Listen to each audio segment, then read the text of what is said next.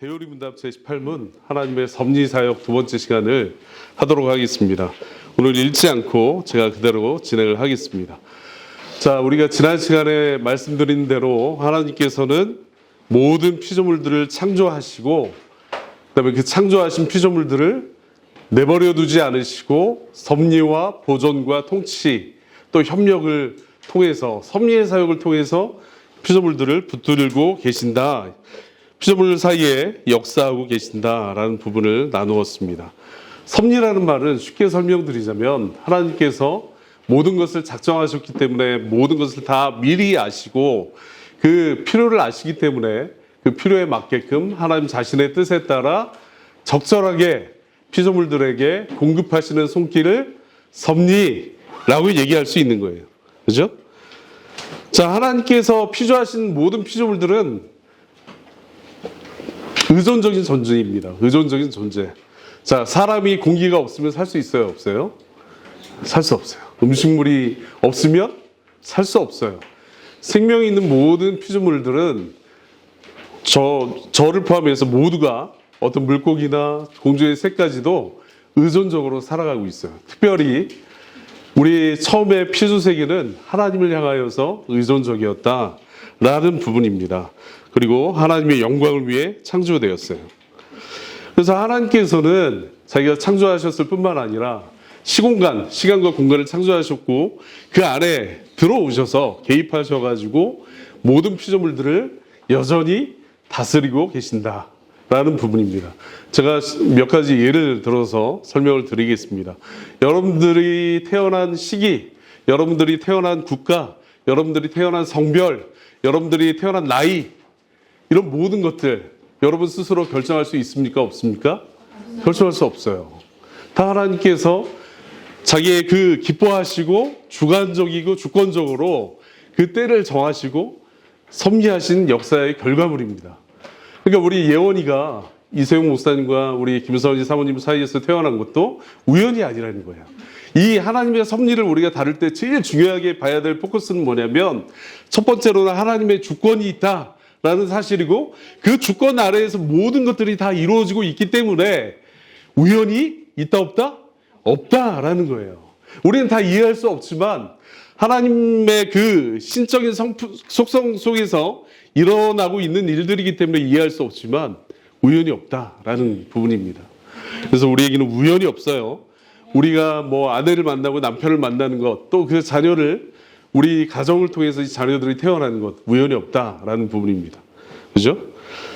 그리고 또 여전히 하나님께서 섭리의 손길로 모든 만물을 붙들고 계시고 역사하고 계신다라는 사실이에요. 제가 지난 시간에도 말씀드렸지만 그게 이제 불가능해. 이 가설이 불가능하지만 하나님께서 만약에 그 섭리의 손길을 잠깐이라도 놓고 계신다 그러시면 어떻게 되냐면 금방 이 세상에는 종말이 올 것입니다. 네? 금방 이 세상에 종말이 올 거예요. 그죠? 자, 하나님의 섭리는 또한 그 특징 중에 하나가 지극히 지혜롭다라는 부분입니다. 하나님께서는 그분의 놀라운 지혜와 그분의 놀라운 이 기뻐하시는 뜻으로 우주 만물에 개입하시고 모든 만물을 다스리고 계시는 거예요. 그래서 성도들은 심각한 고난이나 또 이해할 수 없는 아픔이나 환경 속에서도 잠잠히 선하신 하나님의 이끄심을 그 하나님께서 어떤 분이신가를 알기 때문에 묵묵히 인내하며 그 시간들을 보낼 수 있다라고 하는 거예요. 그죠? 자, 모든 것이 합력하여 선을 이루시는 하나님을 바라볼 수 있다라는 부분입니다. 근데 이 시대에 여러분들 우리가 왜 이렇게 쉽게 고난이 오거나 환경에 어려움이 닥치면 믿음을 저버리는 듯한 행동들을 왜 이렇게 쉽게 하는 것일까요? 저는 크게 두 가지 이유가 있다고 생각합니다. 첫 번째는 뭐냐면 하나님의 임재에 대한 부재예요. 하나님의 임재의식에 대한 부재. 여러분들 구약에 하나님을 이렇게 대면했던 그 사람들이 뭐라고 하죠? 화로다 나여 망하게 되었다. 이렇게 고백을 하는 사람들이 있어요. 그죠? 왜 그런 거 같습니까? 그분들이 이렇게 교리적으로 지식을 아주 탁월하게 가지고 있었기 때문에 그런 것이었을까요? 그렇지 않다는 거예요. 그 교리가 강력하게 하나님의 임재로 실현됐기 때문에 그 압도적인 거룩을 맛봤기 때문에 하나님 앞에 엎드러진 거예요. 반대로 우리가 왜 하나님을 온전히 이렇게 찬양하거나 하나님을 높이거나 하나님을 정말 영원토록 이렇게 즐거워하는 일에 관심이 없는 이유 중에 하나가 무엇이겠습니까? 하나님의 임재에 대한 의식이 없다는 거예요. 그죠? 하나님을 알게 되면 누구든지 성경에 나와 있는 또 이 시대에 살고 있는 정말 거룩한 성도들처럼 하나님을 높이게 될 것입니다. 하나님의 이름을 찬양하고, 왜냐하면 그분은 합당하시거든요. 찬양을 받으시기에 합당하시고 영광을 받으시기에 합당하시고 높임을 받으시기에 합당하신 분이시기 때문입니다. 그렇죠? 그래서 우리가 고난이 올 때 하나님을 바라보지 못하는 이유 중에 첫 번째는 하나님의 임재에 대한 그 의식이 부재하기 때문에 그래요. 자, 두 번째는 또 이 중요한 부분인데, 두 번째 이유는 무엇이냐면 우리 안에, 내 안에 나로 가득 차 있기 때문에 그렇습니다. 자아로 가득 차 있어요. 그죠?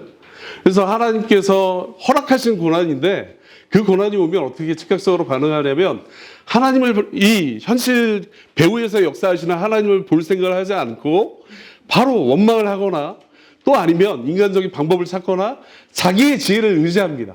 내 안에 내 자아로 완전히 그냥 가득 차 있는 거예요. 그죠? 나를 의지해요. 그동안 해왔던 방식처럼. 하나님을 찾지 않습니다.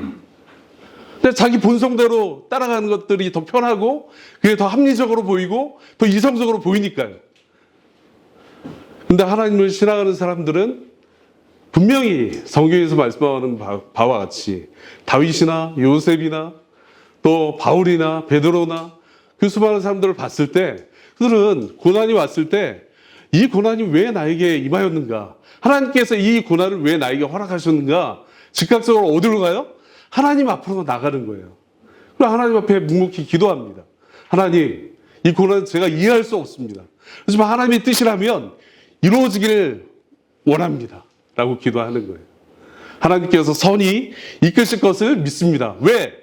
그 선하신 하나님이 어떤 하나님이신지, 우리에게 말씀하시는 하나님, 우리에게 찾아오시는 하나님이 어떤 속성을 가지고 계시는지를 알고 있기 때문에 그렇습니다. 자, 몇 가지 예를 들고 마치도록 하겠습니다. 나머지를 읽어보시면 됩니다. 자, 청교도의 황태자라고 불렸던 존 오웬 목사님은 그의 생전에 그의 8명의 자녀가 다 죽었어요. 그래서 그 아픔 때문에 우울증에 막 시달리기도 했습니다. 상상이나 가십니까, 여러분? 근데 존 오웬은 그것에 대해 불평하지 않았어요. 그의 삶을 읽어보면. 하나님께서 왜 데려가신지 이해할 수 없지만 하나님께서 분명히 자신의 주권을 사용하셨고 사랑하셔서 자기 자녀를 데려가셨다라고 믿었습니다.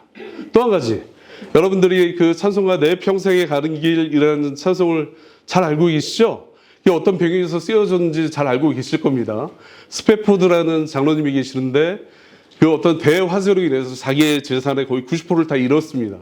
그다음에 그 화재 이후에 자기 4살 된 아들이 얼마 지나지 않아 목숨을 잃었어요. 병에 걸려가지고. 그래서 이 스패포드 장로님이 유럽에 가서 다시 재기를 해야겠다라고 해서 아내와 4명의 딸을 먼저 유럽으로 보냅니다. 근데 그 배가 침몰해서 4명의 딸이 죽고 아내만 겨우 살아남습니다. 그래서 그 스패포드 장로님 그 사고 현장을 확인하기 위해서 배 타고 가는 길에 선장이 여기가 당신의 그 딸들이 사고로 죽은 현장입니다. 라고 이렇게 지적을 했을 때 그 장로님이 그 고백한 시가 내 평생에 가는 길입니다.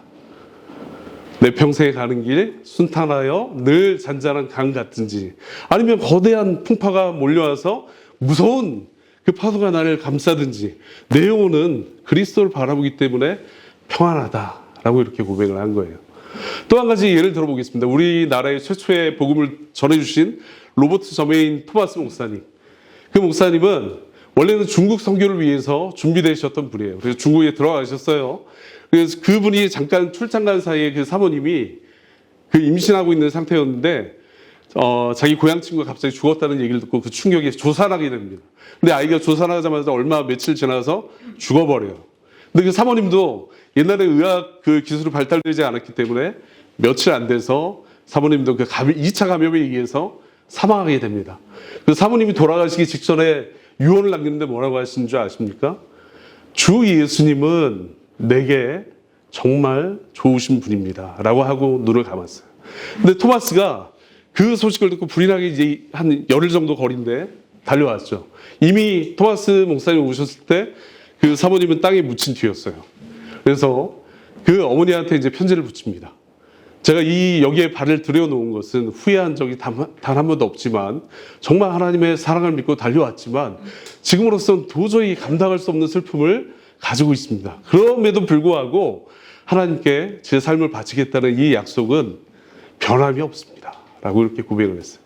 자, 마지막으로 하나만 더 예를 들어보겠습니다. 크로스비 여사라고 들어보신 적 있으시죠? 나의 갈 길 다가도록 예수 나를 위하여 수많은 9,000여 편의 찬송시를 지은 크로스비 여사. 크로스비 여사가 생후 6주 만에 의료진의 실수로 맹인이 됩니다. 앞을 보지 못해요. 근데 그녀가 아주 95세까지 살았는데 95세를 사는 동안 수많은 그 찬송시를 다 지었거든요. 근데 그 노년에 거의 죽음을 앞두고 있을 때 어떤 기자가 찾아왔어요. 여사님께 만약에 하나님께서 다시 인생을 살게 하시고 단 하나의 소원을 들어준다고 약속하신다면 뭘 구하시겠습니까? 크로스비 여사가 이렇게 대답합니다. 저는 다시 맹인이 되게 해달라고 구할 것입니다. 왜냐하면 저는 다른 누구보다 제가 너무 사랑했던 주님을 첫 번째로 보고 싶기 때문에 그렇습니다. 라고 이렇게 고백을 해요. 그리고 그 이후에 고백이 더 탁월한데 뭐라고 얘기하냐면 저는 하나님께서 맹인으로 저를 살게 하신 것에는 분명한 이유가 있다고 믿습니다. 그렇기 때문에 저는 평생 감사할 수 있었고 하나님을 찬양할 수 있었습니다. 라고 이렇게 고백을 했던 거예요. 자, 하나님의 섭리를 믿는 사람, 제가 뭐라고 말씀드렸죠? 기도하게 된다. 적극적인 기도가 나온다. 또 주님의 뜻이 이루어지기를 구하게 된다라고 이렇게 말씀드렸잖아요. 이게 바로 그 열매들입니다. 여러분들도 정말 말씀에 깨어 있고 정말 간절히 하나님 앞에 기도하는 그 습관을 통해서 더 하나님의 임재를 맛보고 더 하나님의 뜻을 구하시길 바라겠습니다. 이상입니다.